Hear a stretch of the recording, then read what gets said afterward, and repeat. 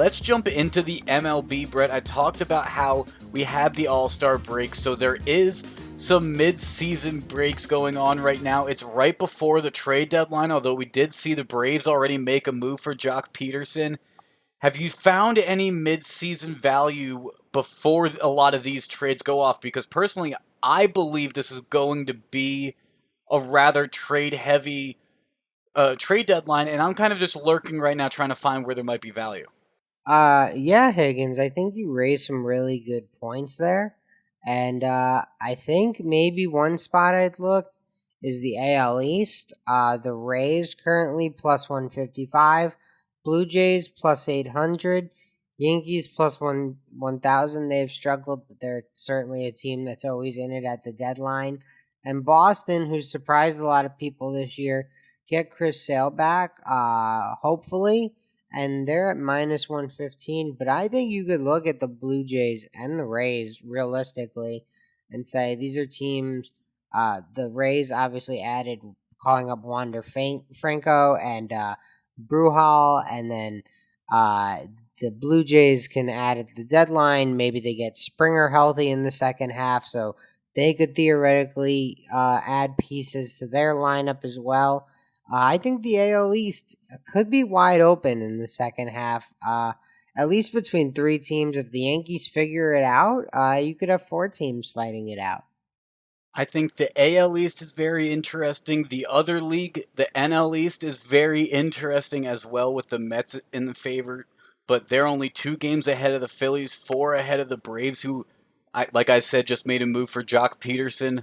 I would be surprised if some other NL teams are buyers like that. And then you look at the NL West, Brett, where the San Francisco Giants, they're the favorites in the NL West right now. They're ahead. Actually, sorry, they're not the favorites. They're leading the NL West, but they are not the favorites. That would still be the Los Angeles Dodgers at minus 300 over here in Oregon, Brett. San Francisco is plus 400. So if you have some faith that the Giants might continue what they've done this season and continue to surprise that entire coast, then maybe back that. But there's also the Padres, who have been lurking, had some injuries. I don't know if the pitching's quite there to win them the NL West, but I think this is giving the Dodgers a lot more credit. I know that they finally won the World Series, and they have for quite some time had this NL West under lock and key, it seems. But it's time you look at these Giants and Padres. I think there might be some potential value and might be some potential moves going on with either of these teams as well. Yeah, I wouldn't want to bet against the Dodgers, unfortunately, Higgins, because just like the New York Yankees, they're a team that can always add and add and add. And so, I mean, yeah, I think you're getting good value on the Giants, who are currently leading the division, like you said, Higgins, but you got to be careful because a lot more can go wrong for the Giants than more likely going wrong for the Dodgers, right? Like, it's more likely to turn. Kevin Gossman's been unbelievable on his 1-year deal, pitched well above his baseball card this year. It's much more likely, he turns back into his league average self, which is fine. Like, he's still outperformed his 1-year deal in San Francisco. People are talking about him in borderline in the Cy Young race right now. If the DeGrom injury holds up, maybe he really gets into it. Well, So wait, I can play let's both actually talk about sides. that real quick, Brett, because it's interesting. If you look at the futures in terms of the MVP or the Cy Young right now, you can only look at it for the AL, because DeGrom going on to the 10-day injury list on Sunday has bookmakers, it seems, a little bit scared. Just a little bit. Yeah, I understand why. I mean, this dude is the best player not named Shohei Ohtani in Major League Baseball this year. So he was a heavy favorite in some of these markets. They definitely need to adjust. Absolutely. Let's jump into our games that are happening on Monday, Brett. We have plenty, including a doubleheader, and I want to talk about game one of that doubleheader. It's going to be the Twins versus the White Sox, a 7-inning game. which includes Lance Lynn could easily go the full 7, and I'm actually going to be taking the White Sox minus 1.5 at plus 110 here because as long as the projected pitchers are correct, he's going to be facing off against Griffin Jacks, who has an ERA of 8.66 going into this game, Brett. He's facing off against the AL leader in terms of ERA with a 1.99. I have faith that Lance Lynn can continue that for a 7 inning game. He might be able to go the full stretch and not have to even go into the bullpen. And then that leaves the White Sox to just have to score 3-4 runs, and I'm good with covering that potentially. Yeah, I think it's definitely possible that the White Sox cover 1.5. I don't really bet baseball run lines, Higgins. You won't really see me on there, but yeah, Minnesota's been a disappointing team. I think they'll be sellers here towards the end of the month, so I would be probably fading Minnesota from here on out. The run line's a little steep for me, but that's your thing, Higgins. You love these plus money payouts. And again, minus 185 on the money line for the White Sox. That's probably too steep for me, also. So I understand why you're looking around trying to find a way to bet it.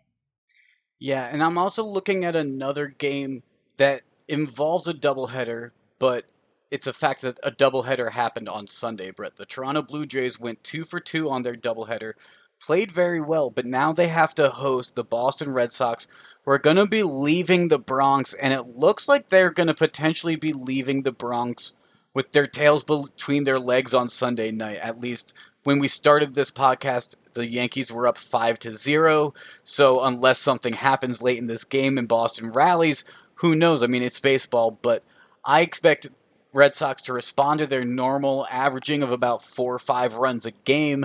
We know that Toronto's easily capable of that as well, and the over/under being set at a 10.5, I'm going to be taking that. Fair enough. I think Pavetta and Stripling are guys that can certainly give up some runs. These are not the aces going for these teams. So I like these lineups. The pitching certainly, leaves a little to be desired. So yeah, it makes sense that this run line is a little high. 10.5 is high, especially for a non-cores game, Higgins. But it's currently being played in Buffalo. Although at the end of the month we may have to start adjusting because they're going back to Canada, Higgins. The Blue Jays have finally struck a deal where they'll be heading back to Canada. Yes, and it'll be very interesting to see how bookmakers strategize that change of a Toronto team fully going back and actually having those home games once again, Brett.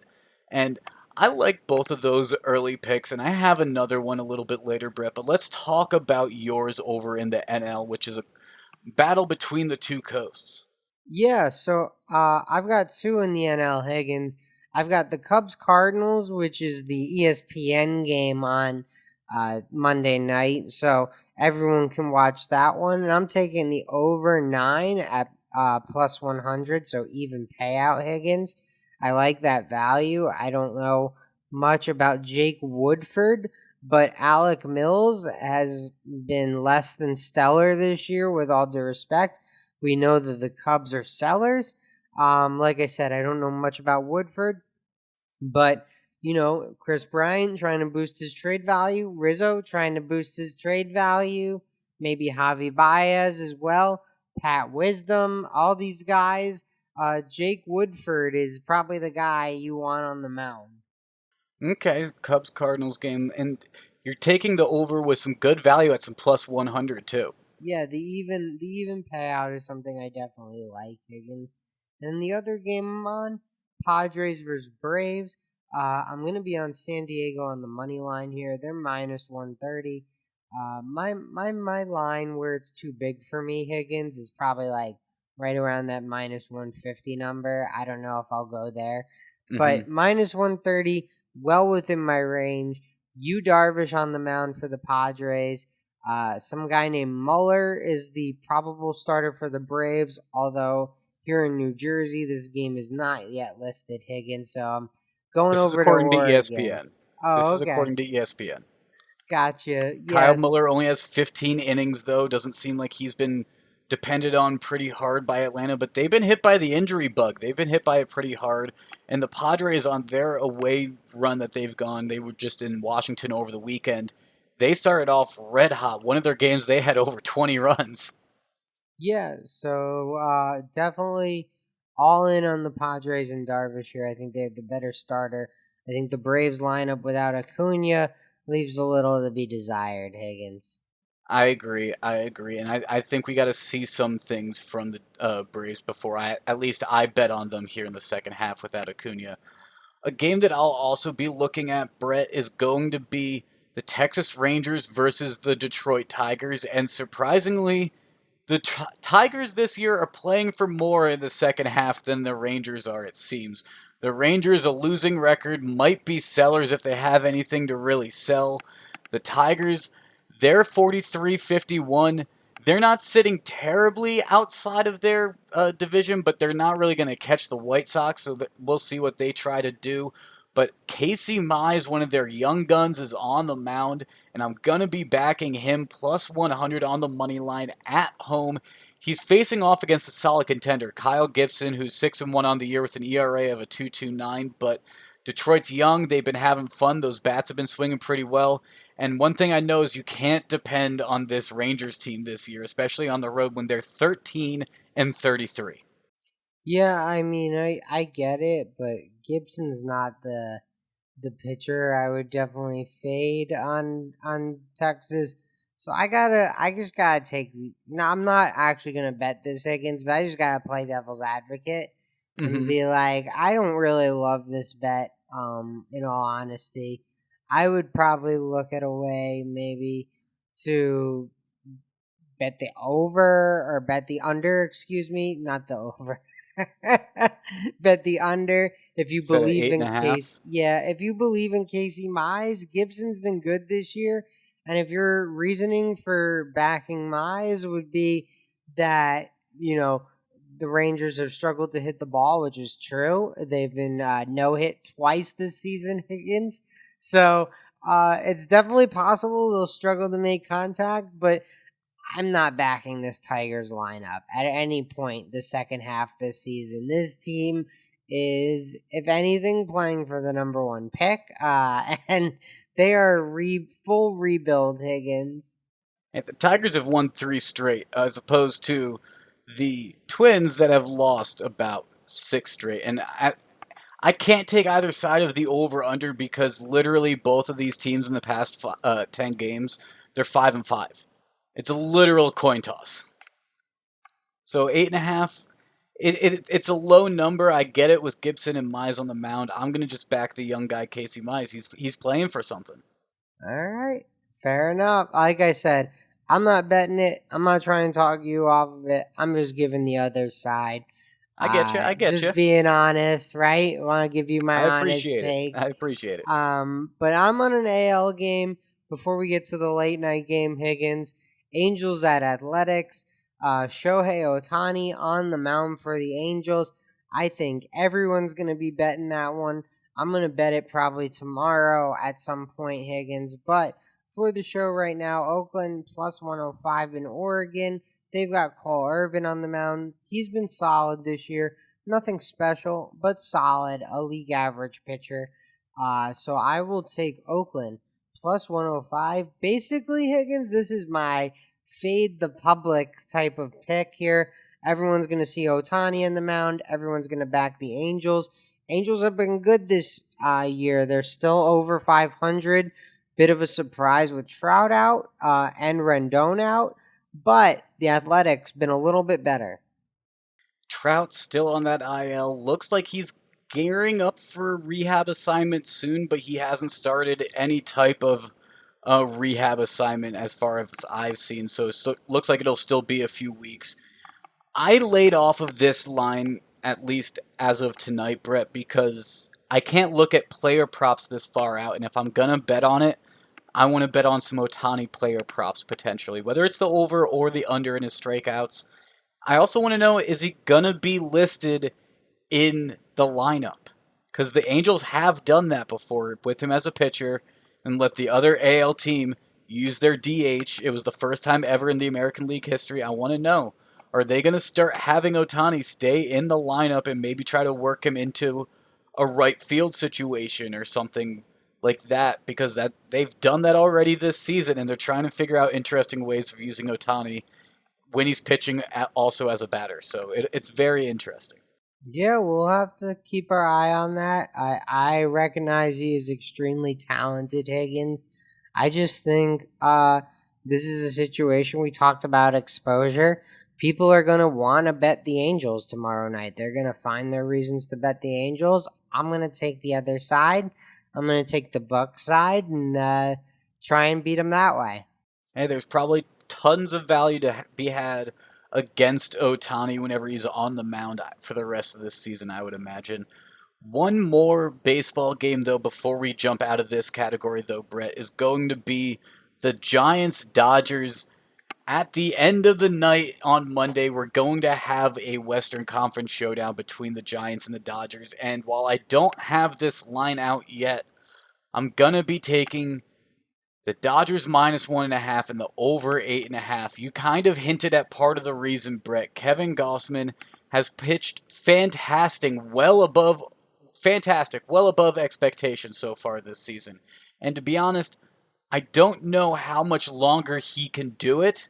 And with the Dodgers only one game back heading into this series, I know that they're going to be licking their chops to be leaving this with a lead in their division. So I think they come out hot. Tony Gonsolin, who did not get to pitch a ton before the All-Star break because of injury, has come back and performed rather well over his 25 innings pitched so far. So I'm going to be trying to take the minus 1.5 and the over 8.5 because I do believe these lineups are just too big enough that they're going to be creating runs, and 8.5 are just too small. All right, I'll have to see what that line comes out at and see where you get it, Higgins. It'll be fun to keep our eye on tomorrow during the day. Absolutely. I'll make sure to tweet it out, and so make sure to follow us on Twitter at NBBPod.